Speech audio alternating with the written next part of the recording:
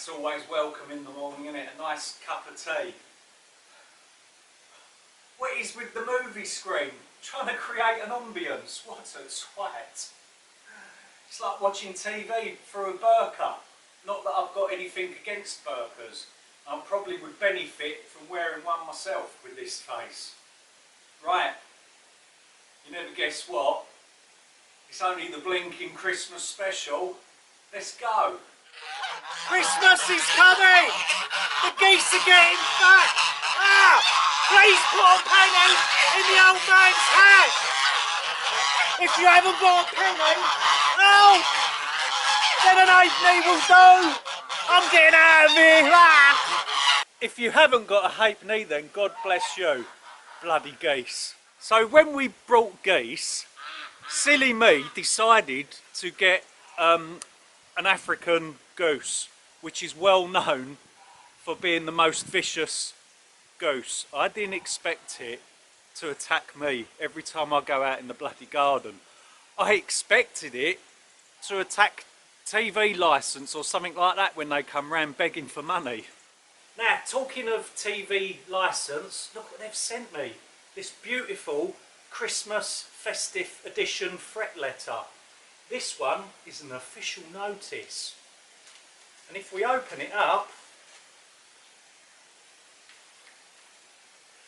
look, under investigation. Well, you know where that's going, and it's not going to be up my junta. Merry Christmas, you filthy animal. Now here at Escaping the Matrix, we are trying to live off the land as much as possible. And even more so now that we're living off the land, what with all of the crap that's going on in the world, we're becoming even more self-sufficient. And yes, we do eat meat. It might not be forever that we eat meat, we might turn into vegetarians. That's what I'm hoping to get the rest of the family to do in the future, because I hate this job with a passion. But this year for Yule, we'll be having a turkey breast and some duck for dinner. So these jobs have got to be done.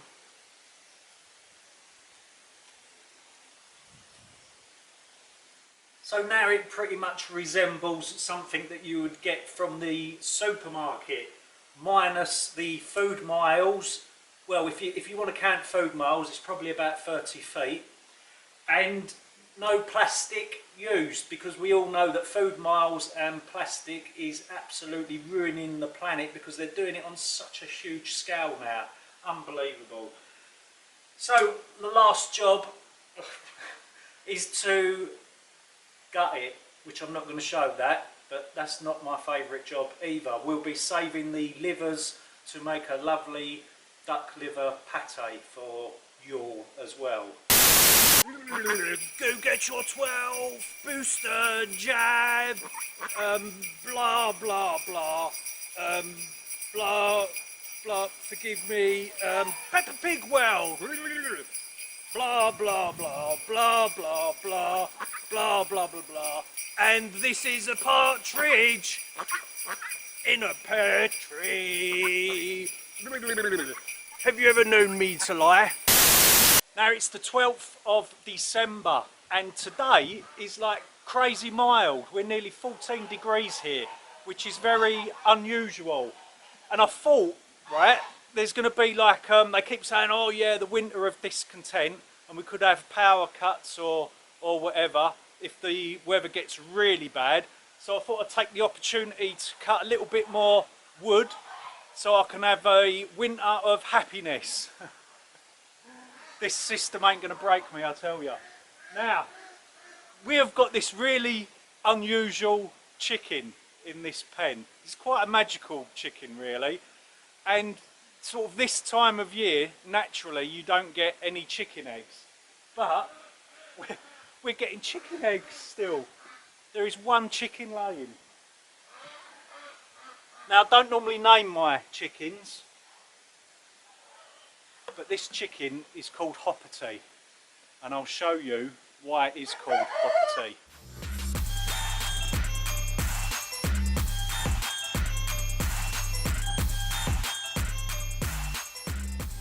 That's quite funny, isn't it?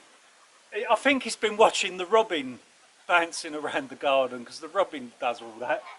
That is my free gazebo-y sort of come structure thing that I got. But that's in another video in the new year. But we're sort of halfway through constructing it. We didn't have to pay a penny for that. Amazing. But anyway, now, I'm not the religious type, but I do respect anyone that does have religious beliefs. And if there's any sort of religion I would sway towards, it would have to be the pagan religion, because that's sort of all about being in tune with nature, looking after nature, and when you take from nature you return.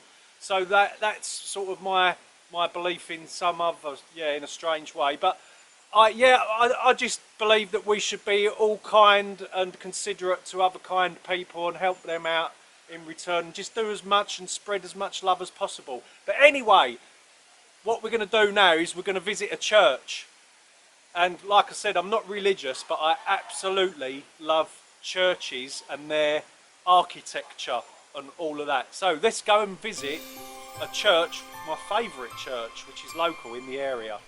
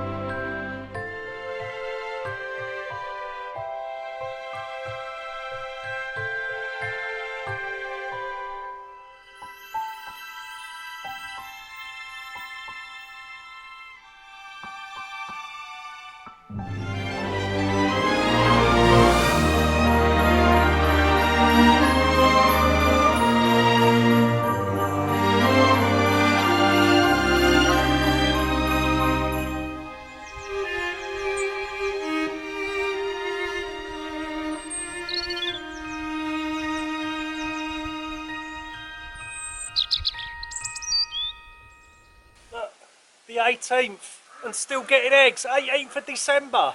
We've never had this before. Now it's time to make the Christmas pate. And if you remember, we saved the duck livers. First things first, let's get another log on this stove, so we can really get this cast iron frying pan warmed up. So I've decided to make duck à l'orange pate, and we're going to try and use as many ingredients from the garden as possible. There is just 2 ingredients that I can't grow myself: butter and sugar. We're going to use 1 onion from the garden, and obviously that.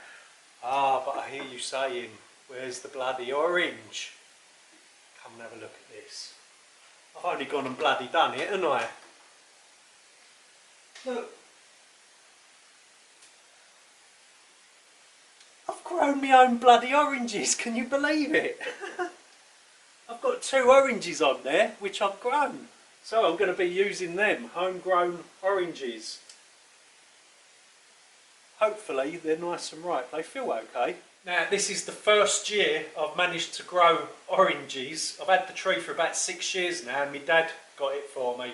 When he first brought it for me, the shop, like, it came from the shop with a couple of oranges on. And then ever since, I've had no luck at all until I decided to repot it up and water it with pond water from the duck pond. And it has blinking worked. Oranges! So we've got all of our ingredients. Let's get cooking. Now the pan is red hot, so we need to put a knob of butter in there. Oh, that is hot. Right. We'll get the livers in, swiftly followed by the onion. Oh, snap, crackle and pop. I absolutely love cooking pate. It's one of my favourite things to cook. Pate can be made from any liver really. It doesn't have to be duck or poultry. I suppose you could even make it from like sheep's liver or something like that. To me, all livers taste pretty much the same.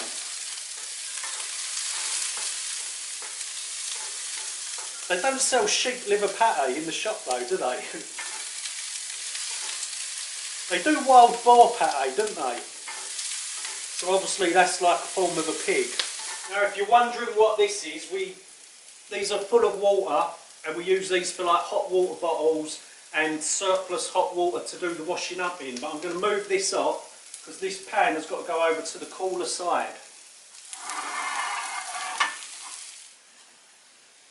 So we've got 2 halves and a sliver, and I'll show you what that's for later. Right, we've got to get juice in of these. And because these are not covered in wax like the shop ones, we're going to grate the zest and add that to it as well. Not a lot of juice there. I'm going to go and get the second orange. Now we're just melting the remainder of the butter. Then we're going to add all of the ingredients, every single bit of them, to this plastic tub, including the orange zest that we've just zested. Now if you like a coarse pate, just don't blend it up as much. But if you want a smooth pate, a bit like me, blend it up even more.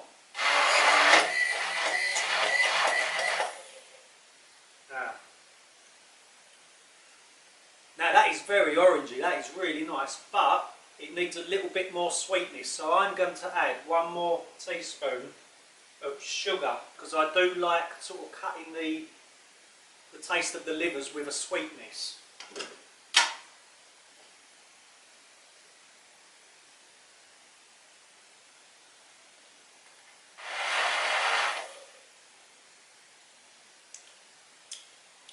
Oh, that's perfect, absolutely perfect. Now we've got to get this into a ramekin dish and put it in the fridge to set. Chef's perks, make sure you unplug it first. Merry Christmas, you filthy animal. It's now cooled down and set in the fridge, so what we're going to do now, just to finish it off, is smooth it off lovely with a knife. And then we've got to add our last finishing, teeth coming loose again.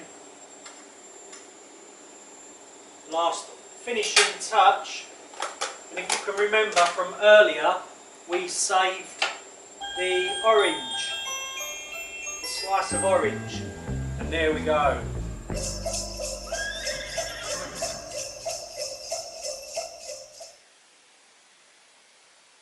System isolating enthusiasts.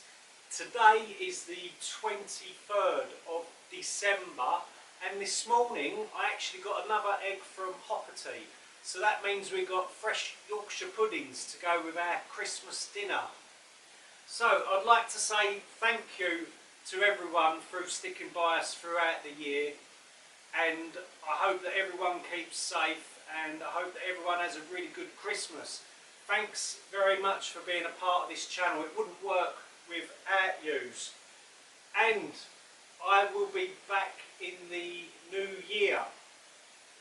But it might not be at at the beginning of the new year because I'm taking a little break from the internet because, to be honest, it's starting to drive me round the twist and I've got more important things to do than stare at screens and things like that. So, sorry about that, but that's it.